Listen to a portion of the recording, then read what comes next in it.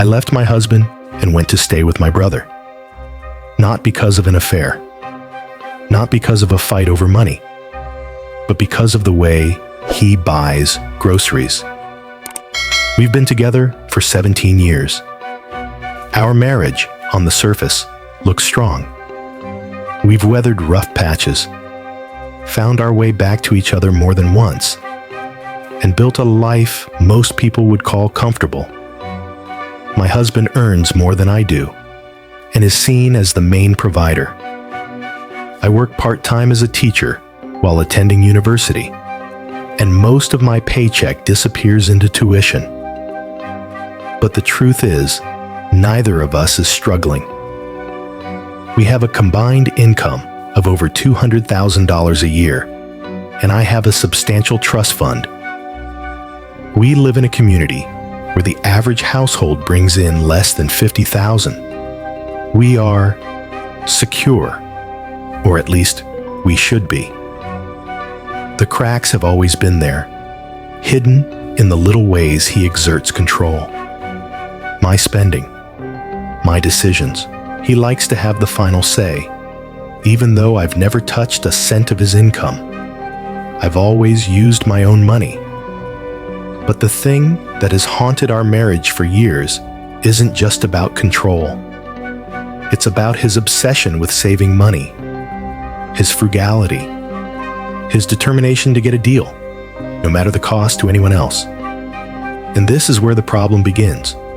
My husband regularly visits food banks, not to volunteer, not to donate, to collect food for us.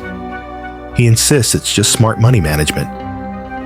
But our pantry is always stocked. Our fridge is full. He has never known hunger. And still, he dresses himself down in worn, scruffy clothes, drives our most beat-up car, and lines up for food meant for people who genuinely need it.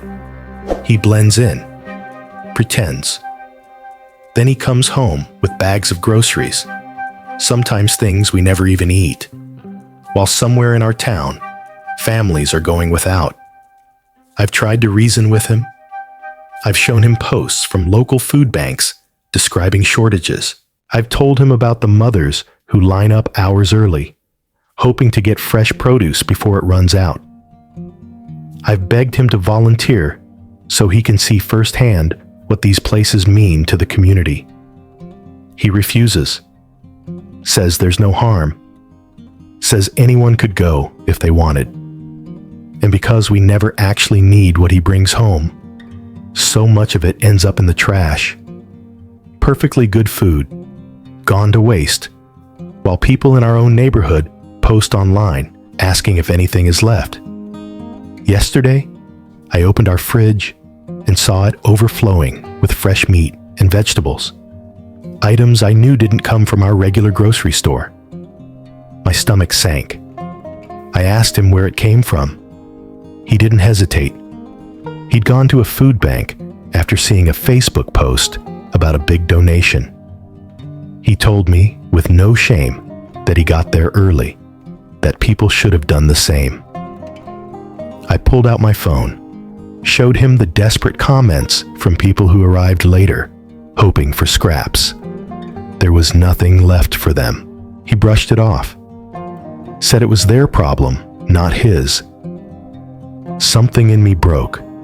I packed a bag, told him I needed space, drove to my brother's and decided to stay for the weekend. Not to punish him, not to issue an ultimatum, but because I couldn't sit in that house surrounded by food stolen in spirit, if not in law.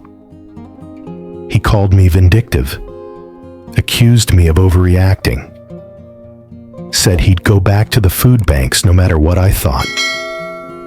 And then his family got involved, flooding my phone with messages, calling me selfish, telling me to stop interfering with his choices. When I blocked them, they started harassing my brother. Thankfully, he ignored them. I could let it go, pretend it doesn't matter. But the truth is, it does matter. Every time he takes from a food bank, someone who truly needs help goes without. It's not frugality, it's It's not clever. It's not harmless. It's taking from the poor so we can, what? Save a few dollars we'll never miss. And here's the part I can't untangle. I'm not leaving him.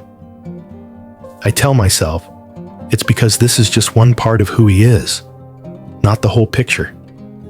But lately, I've been wondering if that's the truth, or just the story I tell myself, so I don't have to face what it really means to be married to someone who can look into the eyes of hunger and turn away.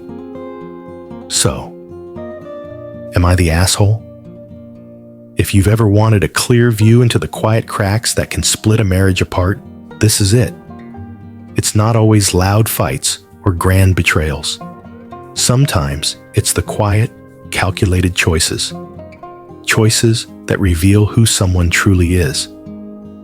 In this story, we hear about a man who has the means to give, the means to help, the means to stand on the side of abundance, and yet chooses to take.